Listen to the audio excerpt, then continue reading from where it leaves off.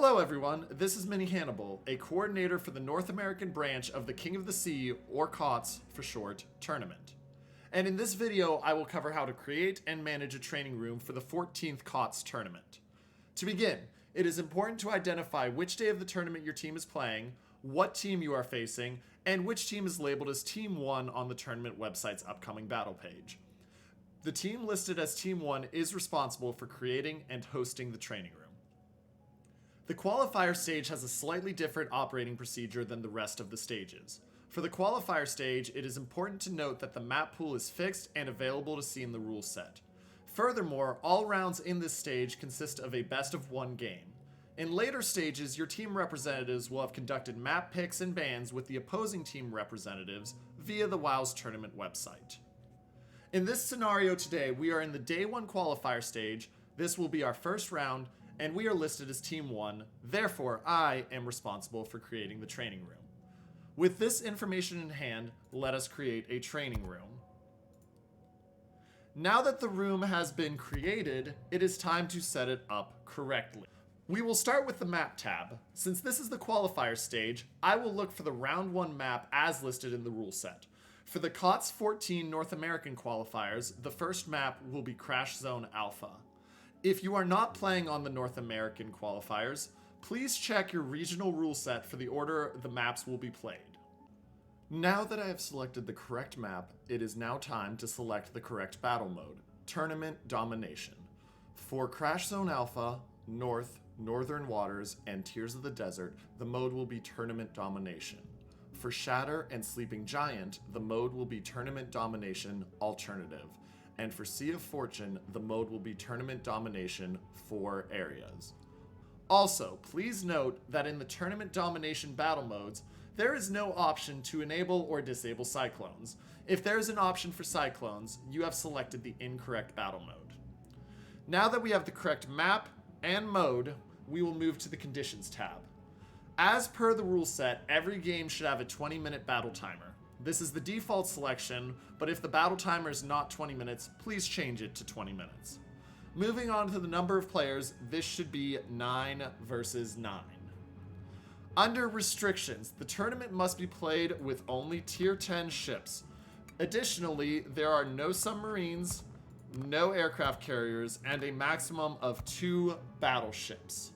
These settings do not take into account ship bans. Please read the rule set and any announcements for how ship bans will be implemented. Moving on to the battle description, it is important to label it as described in the rule set. Since this is a King of the Sea tournament and I'm acting as Team 1, I will label it as King of the Sea Team 1 versus Team 2, with Team 1 being your team tag and Team 2 being the opposing team's tag. Now that the conditions have been set, it is time to move on to the Mode tab.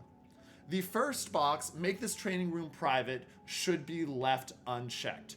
Do not make your training room private. In the event of unauthorized persons, just leave them in the undistributed column.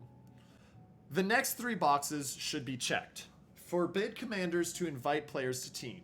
This is to avoid anyone other than the training room creator from having direct control of the room.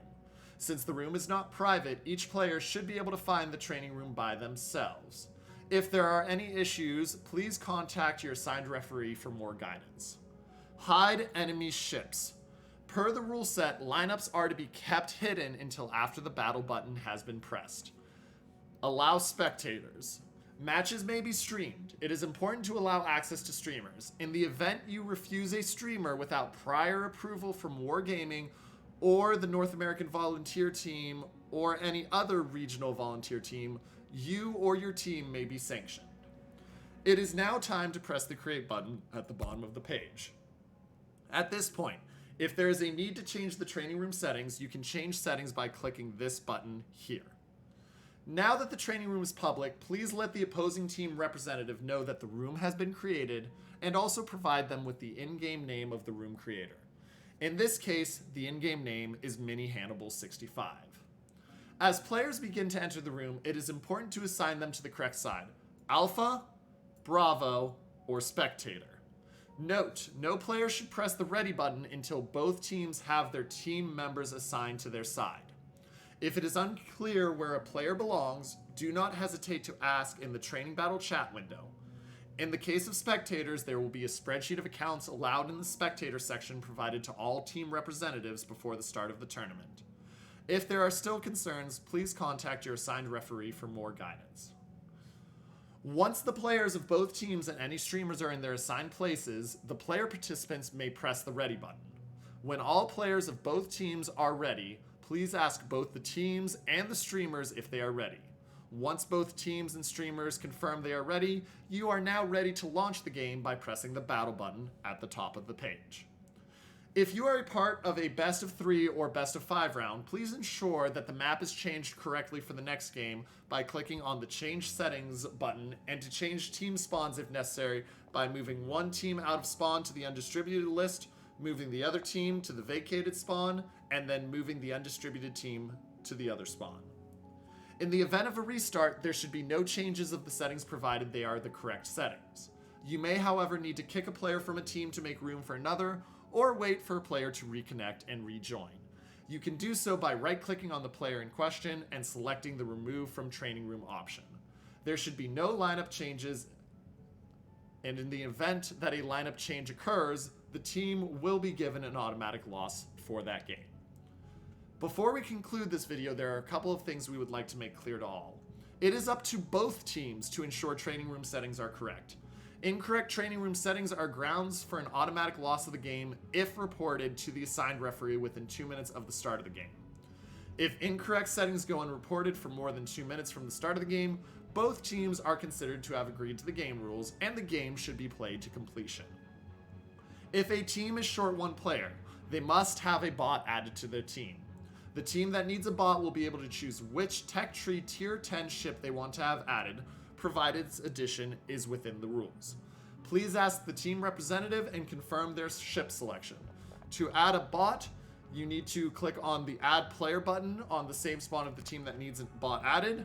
Once you have selected the bot nation and ship, you must confirm that the bot is moving, armed, and has a high AI level, and then click Add.